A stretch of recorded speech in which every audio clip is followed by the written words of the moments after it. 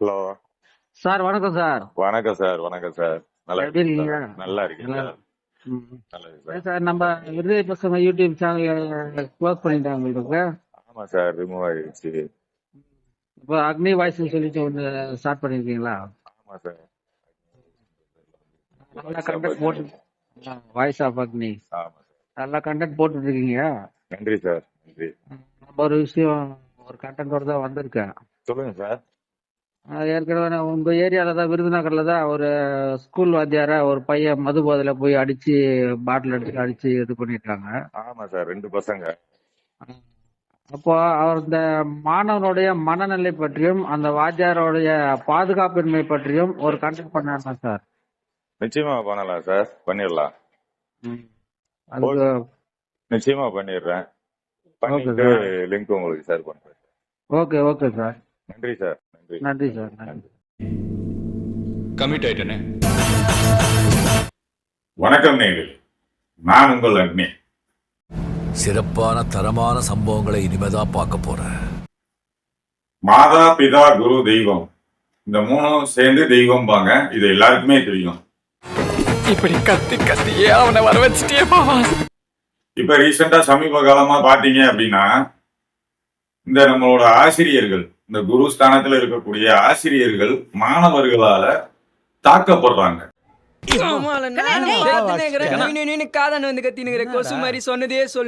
இந்த மாதிரி நிகழ்வுகள் அங்கங்க நடந்துகிட்டு தான் இருக்கு. இது ஒரு சில மாணவர்கள் போதைனால பண்றாங்க அப்படின்ற மாதிரியும் செய்திகள்லாம் வெளியே வருது. அவங்க எல்லாம் நம்மள நோக்கி தாண்டா வராங்க. நம்ம ஊடகங்கள்லயும் செய்தித்தாள் வழியாகவும் நம்ம கேட்டுட்டு தான் இருக்கோம். ஓகேங்களா? ஏன் மாணவர்களுக்கு என்ன ஆச்சு? நம்ம மாணவர்கள் எந்த பாதையில பயணத்தை ஆரம்பிச்சிருக்காங்க? நானும் எவ்வளவு நாள் தான் நல்லவனாவே நடிக்கிறேன். இப்ப இருக்கிற காலகட்டத்துல இந்த ரீசெண்டா இப்ப நடக்கக்கூடிய நிகழ்வுகள் அடிப்படையில பார்க்கும்போது நம்மளோட எதிர்காலம் என்ன ஆக போகுது?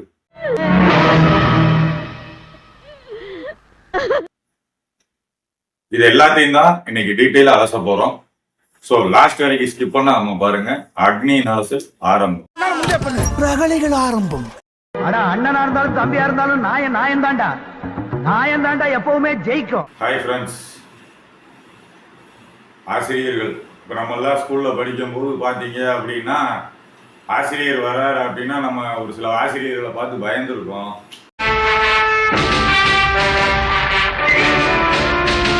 ஒரு சில ஆசிரியர்களுக்கு ரொம்ப மரியாதை கொடுப்போம். இது எல்லாமே உங்க எல்லாருக்கும் வாழ்க்கையில நடந்திருக்கும். ஆனா இப்ப என்ன நடக்குது அப்படின்றது எனக்கு தெரியல. சரி, கஷ்டப்பட்டு கரெக்ட் பண்ணிருப்ப, ஊத்திலாம் கொடுத்து. அந்த மாதிரி நிகழ்வுகள் தான் அங்கங்க நடந்துகிட்டு இருக்கு. அதுக்கு ஒரு உதாரணம் தான் இந்த சிவகாசி பக்கத்துல இருக்கிற அந்த அரசு பள்ளி ஆசிரியர் தாக்கப்பட்ட ஒரு சம்பவம். 2 மாணவர்களால தாக்கப்பட்டிருக்காரு.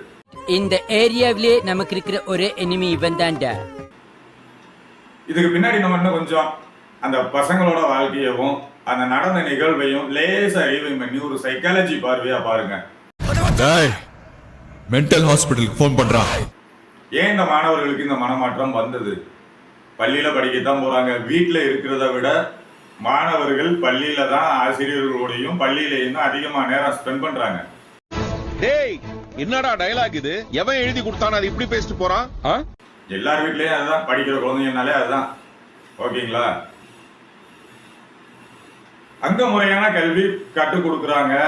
முறையா அவங்க அந்த சிலபஸ் எல்லாமே எடுக்கிறாங்க. இதெல்லாம் ஒரு பக்கம் நடந்துகிட்டு தாங்க இருக்கு. ஹிட்லரோட வரலாறு இதெல்லாம் சொல்லி கொடுக்குறதெல்லாம் ஒரு பக்கம் ஆசிரியர்கள் சொல்லி கொடுத்துட்டு தான் இருக்காங்க. அது போய்கிட்டு தான் இருக்கு. நம்ம ஜெயிச்சிட்டோம் பாரா, ஜெயிச்சிட்டோம். ஆனா மாணவர்கள் மனமாற்றத்துல என்ன மாதிரி நடக்குது?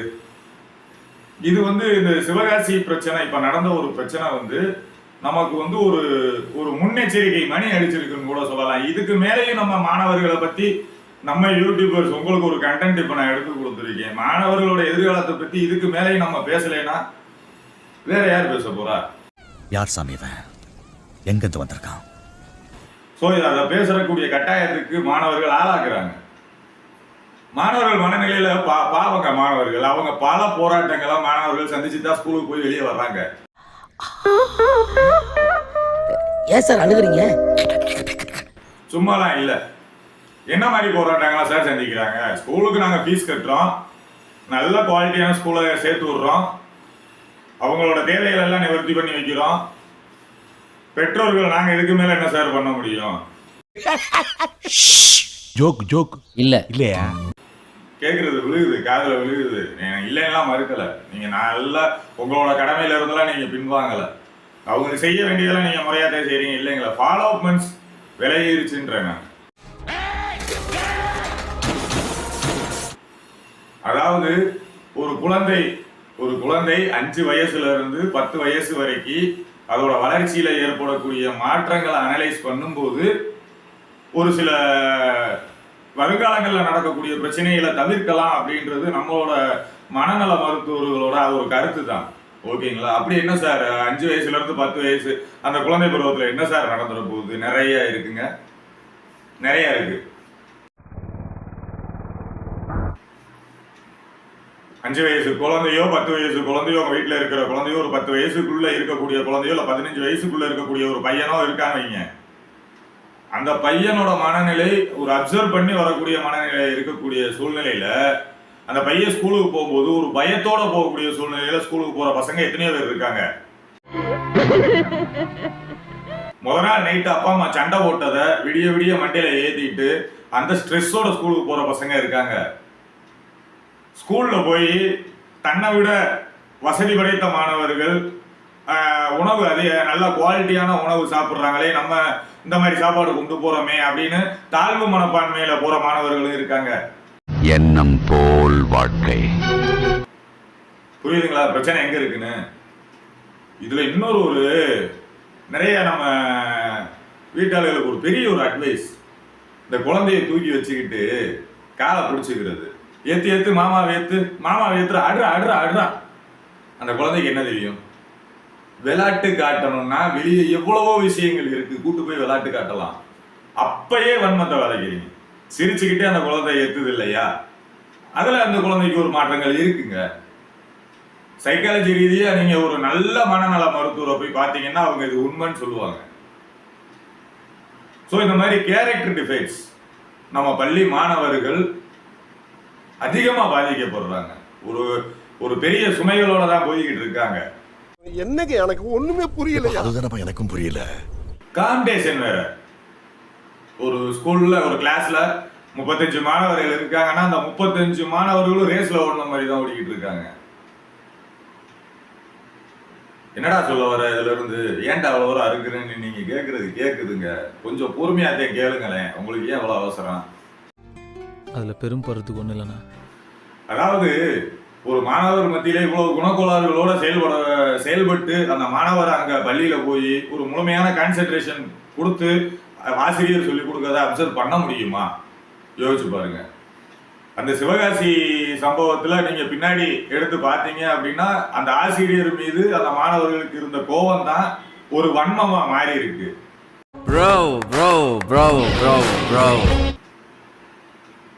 சோ இங்க தேவை படிப்பு, இதெல்லாம் ஒரு பக்கம் இருந்தாலும் மாணவர்களுக்கு மனநிலை மாற்றம்ன்றது இப்ப நம்ம மாணவர்களுக்கு நிச்சயமா தேவை. ஸோ ஒவ்வொரு பிரச்சனைக்கும் பின்னாடியும் ஒவ்வொரு அவங்களோட குணக்கோளாறுகள் தான் இருக்கே தவிர அந்த குணக்கோளாறுகள் தான் சரி செய்யப்பட வேண்டியமே தவிர அந்த பிரச்சனைகள் சரி செய்யப்பட வேண்டியது அல்ல. இந்த குணக்கோளாறு சரியானாலே பிரச்சனை தானா குறையும். ஏன் திமுங்களா எப்படி? இதுக்கு என்ன பண்ணலாம்? இந்த மாதிரி பிரச்சனைகள்லாம் நடக்குது வெளியே, மாணவர்களோட அந்த திங்கிங் பேட்டர்னே மாறுது. அப்துல் கலாம் ஐயாலாம் என்னென்னமோ கனவு கண்டுட்டு போயிட்டாரு. இல்ல பாவம் அவர் இல்ல, உண்மையிலே இருந்திருந்தாருன்னா அவ்வளவு மன வருத்தப்பட்டிருப்பாரு. நடக்கக்கூடிய நிகழ்வுகள் டெய்லி பேப்பர்ல ஏதாவது ஒரு மாணவர்கள் பத்தின ரிப்போர்ட். அடிக்ஷன் லெவல் அதிகமாகிக்கிட்டு இருக்கு ஒரு பக்கம். இப்போ போதைன்னு சொன்னதுக்கு அப்புறம் தான் ஞாபகம் வருது, நம்ம வீடியோ ஸ்பான்சர் மாதா ஃபவுண்டேஷன். அதாவது நிறைய பேர் இந்த போதையினால நிறைய கஷ்டப்படுறாங்க. எத்தனையோ பேர் எத்தனையோ மையங்கள்லாம் நிறைய சேர்த்துருக்கேன்னு வேற நிறைய கம்ப்ளைண்ட்லாம் வேற வருது.